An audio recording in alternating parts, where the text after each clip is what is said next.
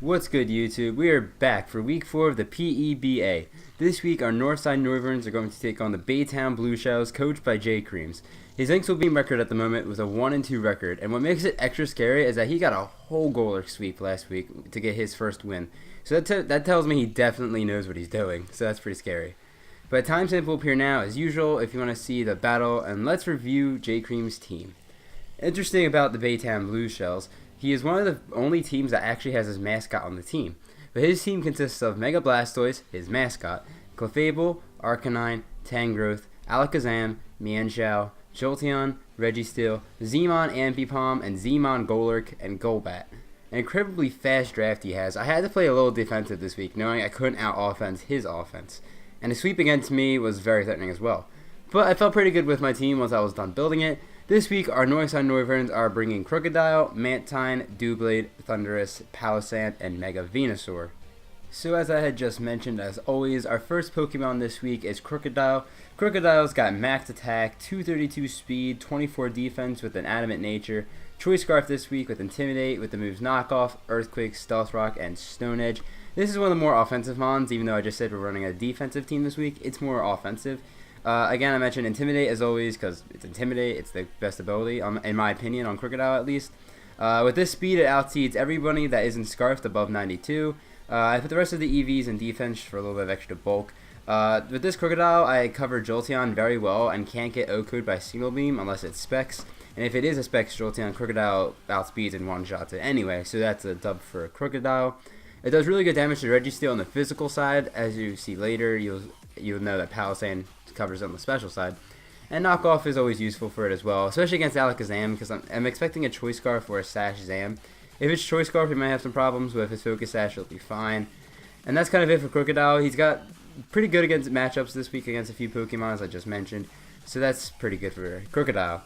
The next Pokemon we got on the team this week is Mantine. Mantine's rocking max defense, bold nature, 248 HP, and 8 special defense. Holding the Wakan Berry with Water Absorb, Surf, Defog, Air Slash, and Roost are the moves. Now, Mantine, out of all my Pokemon this week, I think has the least amount of work to do. As with the Wakan Berry, I can tank an Arcanine Wild Charge, and it is mainly here for the Arcanine. This does 2-coat Arcanine unless it's like max HP, max special defense, which sadly can be an option. I am expecting a bulky Arcanine this week, so that could be an option.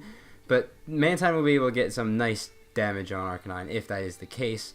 Defog for hazards, and I don't really want hazards around my side of the field, so Defog as always, and Mantine does a great job as that always.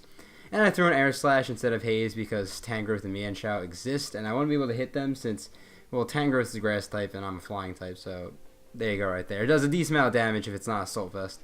So that's kind of it for Mantine. Not much this week, but pretty important role. The third Pokemon on the team this week is Doublade. Doublade holding the Eviolite as always, because what else would it hold? 248 HP, 172 attack with an adamant nature and 88 defense. Moves being Iron Head, Shadow Sneak, Shadow Claw, and Sacred Sword. Now, this is a really standard Doublade. You could throw Swords Dance on there, still really standard. But it does a really good job against his team this week. I actually threw it on last because I didn't know how to counter Mienshao and an Ambipom. And knowing they both get knockoff, I wasn't first going to throw Doublade on there, but seeing how much the damage did, and it only does very minimal damage to Doublade. So I decided to put it on the team anyway, because Sacred Sword destroys Ambipom, and Mienshao's got paper thin defenses, so it don't matter.